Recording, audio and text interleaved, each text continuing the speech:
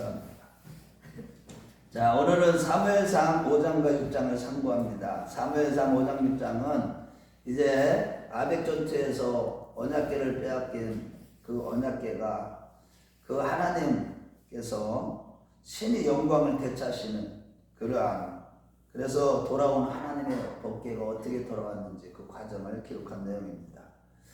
먼저 이 5장에 보면은 다곤 신상을 굴복시키는 하나님, 그리고 블레셋 사람들에게 임한 전염병, 독종이라는 전염병, 또 6장에서는 법궤를 보내는 블레셋 사람들의 모습과 또 베스메스에 도착했을 때 베스메스 사람들이 영적인 무지로 인해서 또 하나님 앞에 징계를 받는 그런 내용들을 기록하고 있습니다. 자, 이 법궤라는 것은 그 법궤 속에는 뭐가 들어있죠? 십계명의 두 돌판과 아론의 쌍난지팡이와 만나 항아리가 들어있죠. 그런데 법궤 위에는 뭐예요? 시은자라고 그러죠. 법궤 위에를. 거기서 법궤 위에 시은자에는 두 그룹이 이렇게 있고 그 자리에 그것을 어디에 모셔요? 지성소 안에 모시는 것이죠. 그런데 이 법궤라는 것은 사실은 어떻게 보면 하나님께서 이 법궤를 만들려고 하고 성소 안에 들어가고 지성소 안에, 성소와 지성소 안에 두게 하고 거기를 중심으로 해서 하나님께서 그 자리에 임재하는 거룩하신 하나님의 그 어떤 하나님이신지 그거에 대해서 보여주는 상징물이죠. 상징물. 그것이 하나님이 아니고 그거는 상징물인 것이죠. 하나님이 그런데 그 법궤를 이렇게 만들려고 해서 만들었는데 그 법궤를 가지고 여호수아를 중심으로 해서 가나안 정복 전쟁을 할 때는 그 하나님께서 그 법궤를 막 메고 여리고성을 정복할 때나 어떤 큰 성을 정복할 때는 여리고성이 그 법궤를 메고 앞으로 가기만 해도 하나님이 이스라엘 백성들과 함께 하셨기 때문에 그 전쟁에서 다 이겼다는 사실이에요. 그렇지만은 이 아벡 전투에서는 이스라엘 백성들이 하나님의 말씀에 불순종하면서도 이 법궤만 가져가면 우리는 승리할 것이다 했지만은 아벡 전투에서 43,000명이나 거의 죽게 되는 그런 대패를 하게 됩니다. 블레셋과의 전투에서. 그래서 우리도 신앙생활을 할 때 항상 어떤 종교적인 어떤 외적인 어떤 형식이 중요한 것이 아니라 내가 정말 지금 주님 앞에 말씀대로 믿음으로 사느냐, 진짜 하나님의 말씀을 순종하고 말씀대로 사는 것이 믿음으로 사는 거예요. 말씀 자체가 하나님이시고 말씀을 믿는 것이 믿음이고 그런 말씀을 들을 때 믿음이 생기는 것이고 믿음 자체가 하나님이셔요. 그러니까 믿음의 주인이신 예수 그리스도를 믿는다는 것은 한마디로 예수께서 나와 함께 하시는 거예요. 내 안에 모시는 거예요.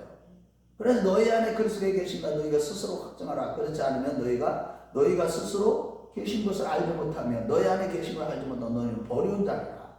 고린도서 13장 5절에 말씀하십니다.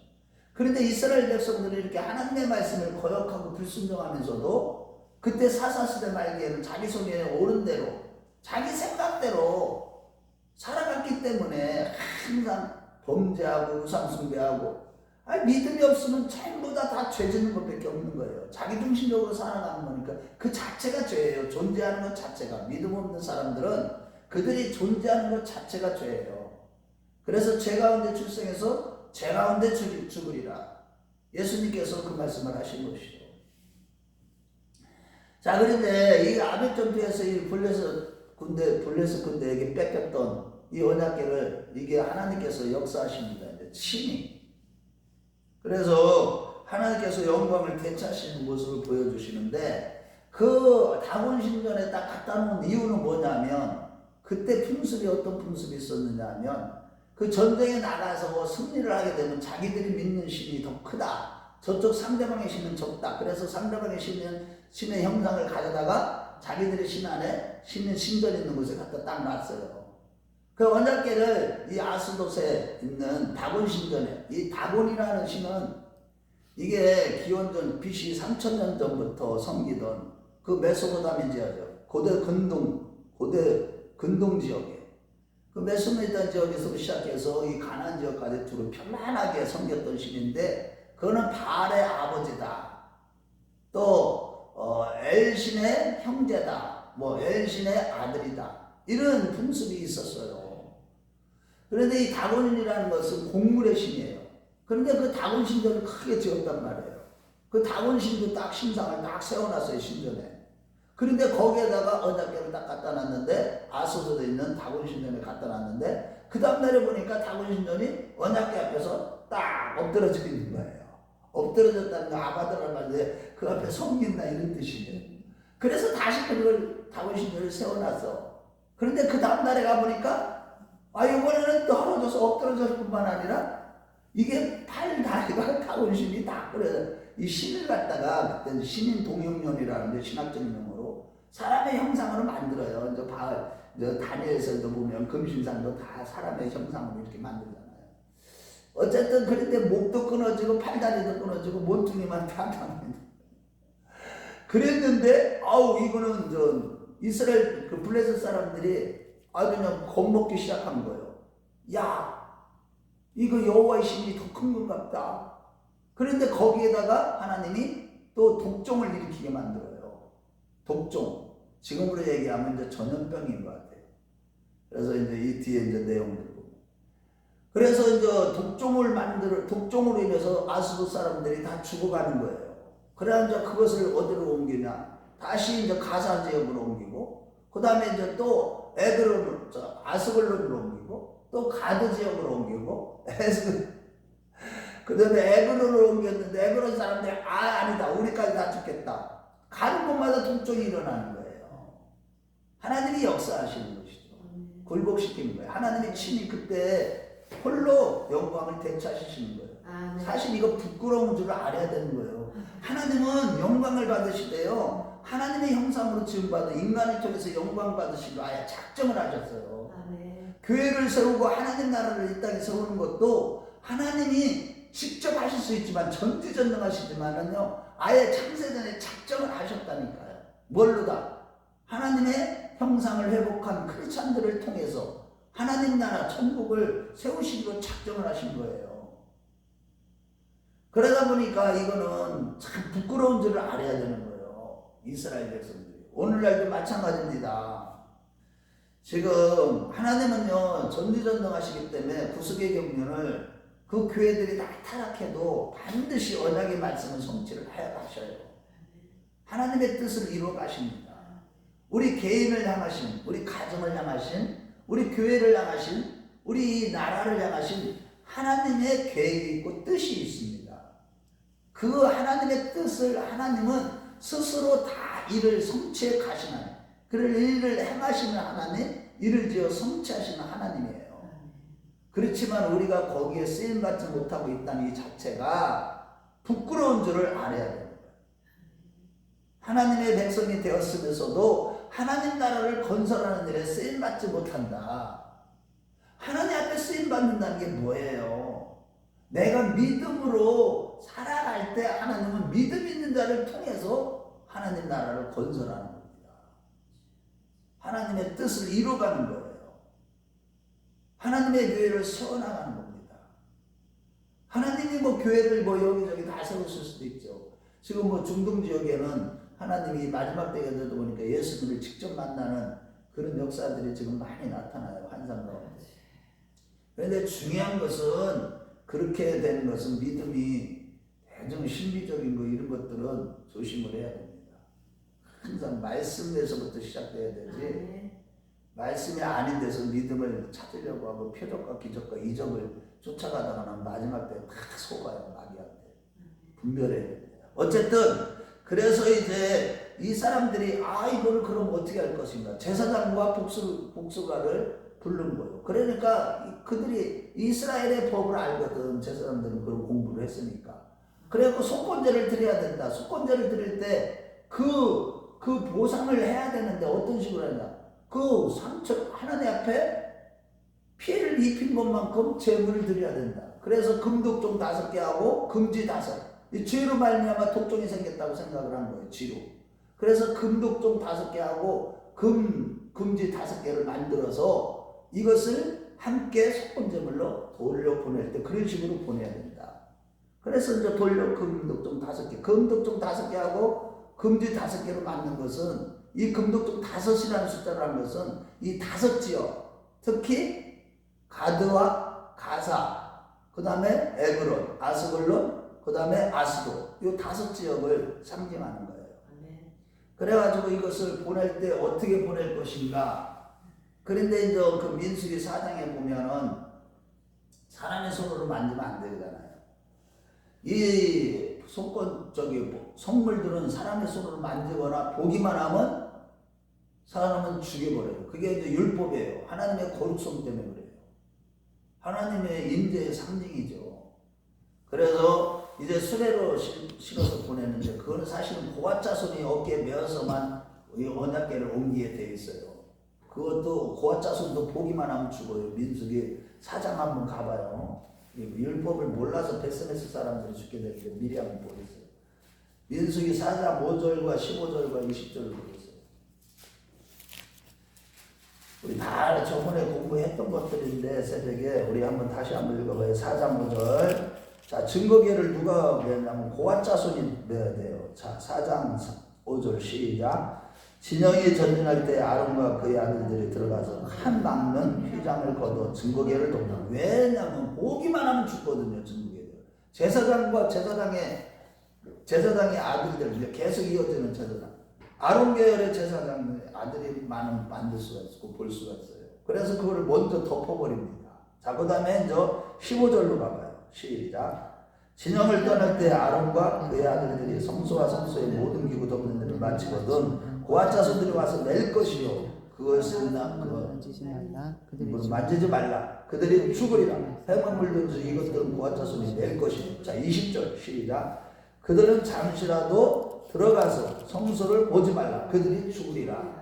그러니까 성소와 성물들은 오직 제사장 그분만. 그러니까 지옥에 거룩하신 영원한 제사장들 예수님만 천국에 들어가실 수가 있는 거예요. 지금까지. 아멘. 아멘. 그래서 이제 우리도요, 그분이 오셔야만, 그분이 내 안에 있어야만 우리도 천국을 가는 거예요. 내 의로 들어가는 게 아니에요.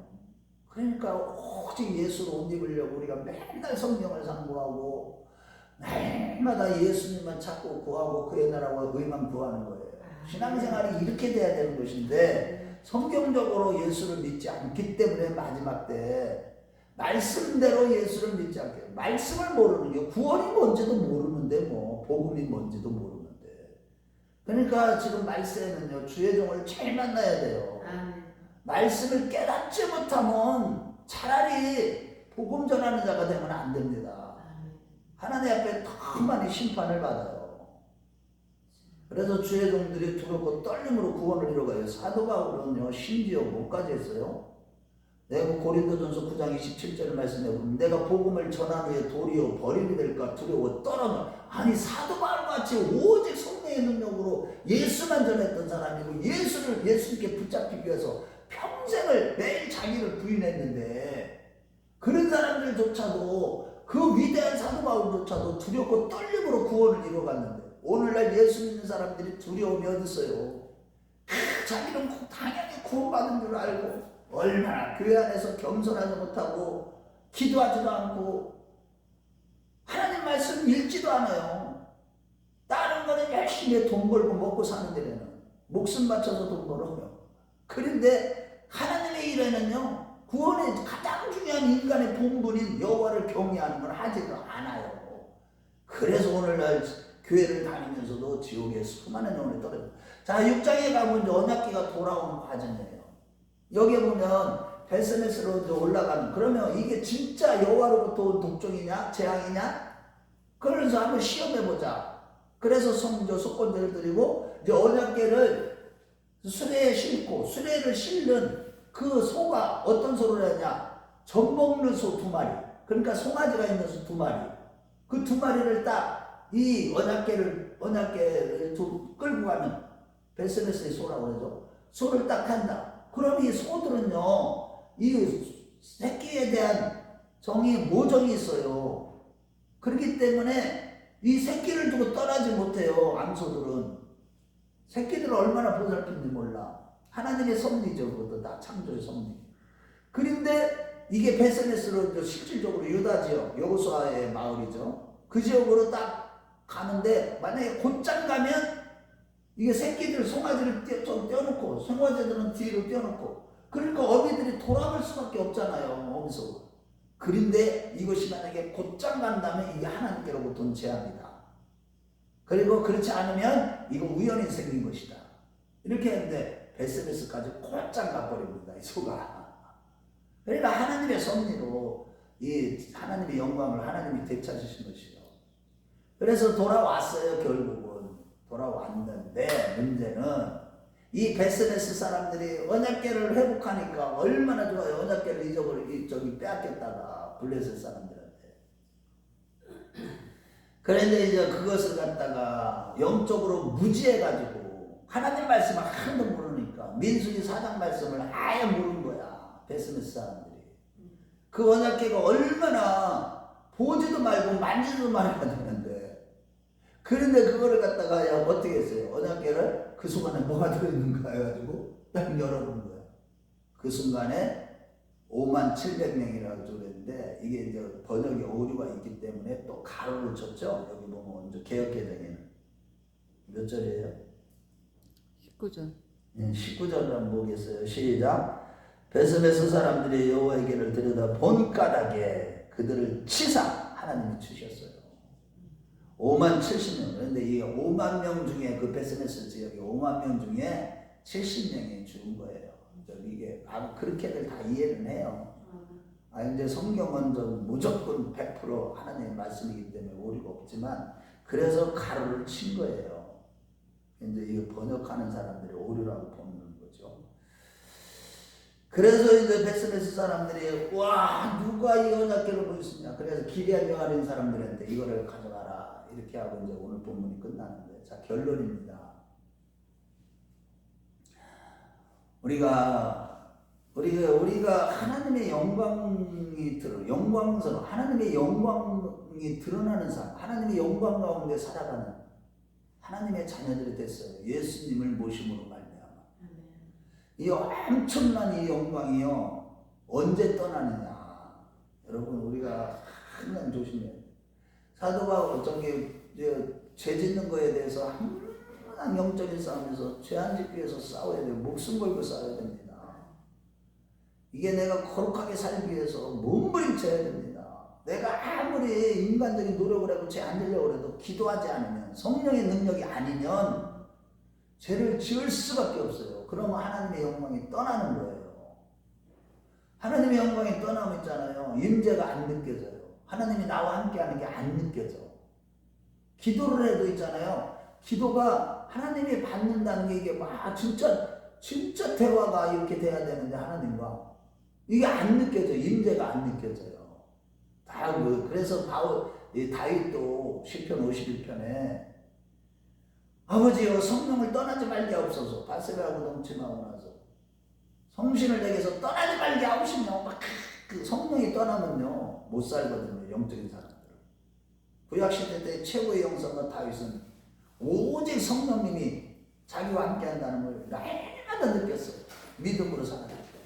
하나님이 주신 은혜로 살았기 때문에. 여호와를 경외하는 믿음에 성령이 함께 하셨기 때문에. 우리도 마찬가지예요. 끊임없이 성령 충만함을 받아야 됩니다. 아멘.